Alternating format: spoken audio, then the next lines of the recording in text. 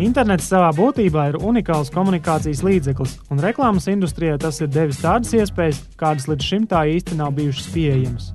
Ar tā palīdzību ir radīta lieliska iespēja atrast tos cilvēkus, kas tieši te un tagad interesējas par kādu konkrētu mantu vai iespēju. Jāprot vien viņu uzmanību piesaistīt un ar kvalitatīvu piedāvājumu arī noturēt. Ja mēs esam rūpīgi strādājuši pie savas mājaslapas dizaina un satura, kā arī esam pārdomājuši, kādus atslēgvārdus izmantot, lai mūs varētu atrast vismaz ar Google meklētāju, tad pēc kāda laika noteikti jau ir vērts pamēģināt novērtēt sava darba rezultātus. Tātad analizēt mājaslapas apmeklējumu. Ja mēs skatāmies uz šiem apmeklējuma datiem, tad mēs arī varam ļoti skaisti jau paredzēt, kādām ir jābūt nākamajām aktivitātēm, lai mēs uzlabotu katra datora lietotāja, internetu lietošanas pieredzi. Tātad, ja viņš meklē, piemēram, metāla margus, lai viņš atrod metāla margus. Google Analytics.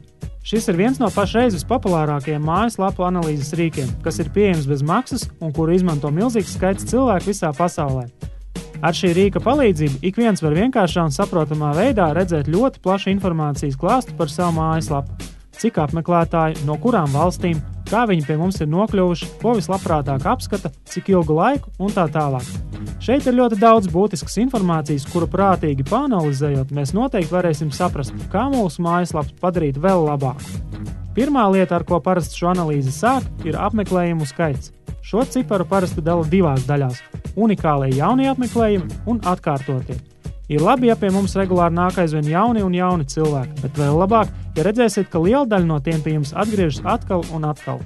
Cik ir atkārtotās vizītes no vienas IP adreses? Tātad, ja cilvēks iepazīstās ar saturu 2, 3 un vairāk reizes, tad tas norāda uz kaut kādu dziļāku ieinteresētību konkrētajā saturā. Tātad arī tas ir faktors, uz kur ir jāstrādā, kā panākt, lai šis cilvēks atgriežas vairākas reizes nekā viena. Google Analytics rīks ļauj mums viegli redzēt, kuras apakšlapas un attiecīgi kāds saturs mūsu weblapā ir visapmeklētākais, un arī kurš saturs ir tas, kuru apskatot cilvēku parasti no mums dodas prom. Būtiski pievērst uzmanību arī tam, cik ilgi apmeklētāji parasti uzturas jūsu lapā.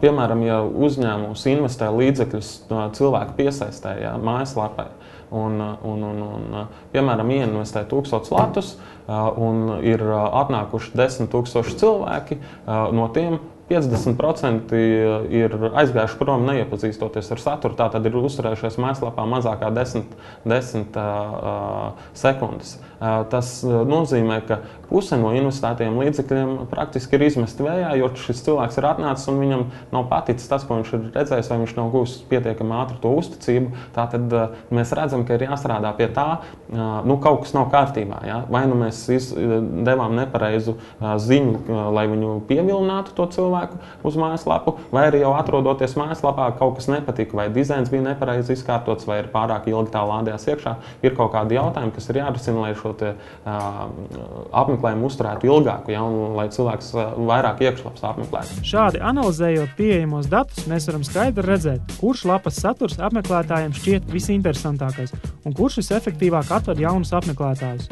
Uz to tad varam arī turpmāk strādāt daudz aktīvāk. Bet var rīkoties arī gluži pretēji, censties uzlabot tās lapas daļas, kas cilvēkiem nav šķitušas gana saistošas. Tādā veidā jūs savu lapu pilnveidosiet un kļūsiet aizvien kvalitatīvāki un interesantāki. Ir 3 veidi apmeklējuma avoti. Viens ir tiešais apmeklējums, kad cilvēks pašrocīgi ievada mājaslapas adresīti, nospiež enter, tātad viņš ir pa tiešo ienācis.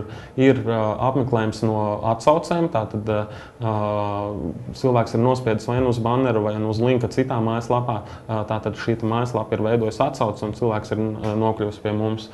Un trešais veids ir no meklētājiem. Latvijā ir aktīvs tikai viens meklētājs, ļoti liels un spēcīgs, tas ir Google meklētājs.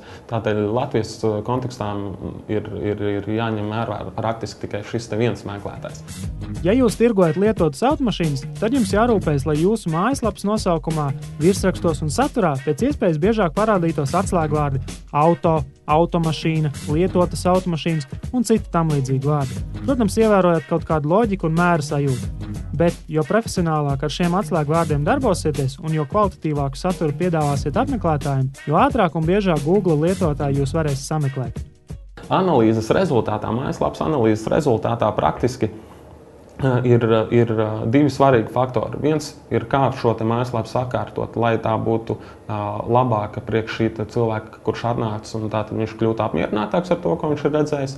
Un otrs ir, kā šo apmeklējumu piesaistīt. Ja? Mēs redzam, tātad, no kurienes viņš nāk, kā uzvedās, kas ir jādara, lai viņš nāktu vairāk. Ir kaut kādi griezti, ja? par lietotām automašīnām interesējas tik cilvēki, cik interesējas par lietotām automašīnām. Ja? Tātad noteikti katrai nišai ir kaut kādi griezti, ko tu vari sasniegt, ja?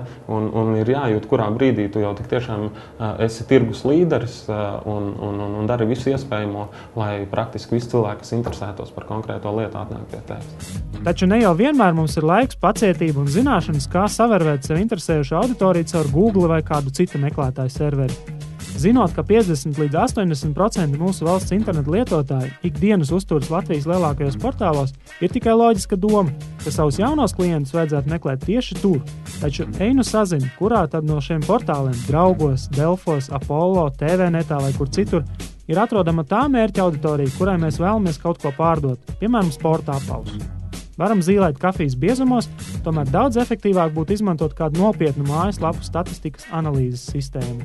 Ir arī citas statistikas sistēmas, piemēram, Latvijā aktīvi darbojas tāda kompānija Genius, un ar Genius datiem tātad profesionāls internetu mediju kompānijas spēj jums dot datus, kurā portālā Latvijā atrodas jūsu mērķautorija. Tātad, ja mēs zinām, ka metāla margas varētu pirkt, teiksim, ekskluzīvas metāla margas varētu pirkt cilvēki ar augstiem ieņēmumiem, biznesa cilvēki, vīrieši un tā tālāk, tad kaut kādus atkal tur parametrus izvēlamies papildus, tad mums ir dati, kā pateikt, kurā portālā šādu cilvēku īpatsvars ir vislielākais.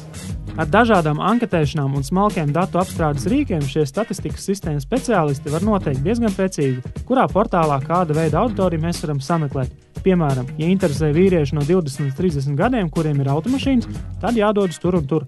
Bet, ja vajadzīgs dāmas līdz 23 gadu vecumam, dodaties tur. Šāda interneta reklāmas tēmēšana nav lēta, bet tā vienalga izmaksās mazāk un būs efektīvāk nekā vienkārši banneru izvietošana visur, kur vien iespējams.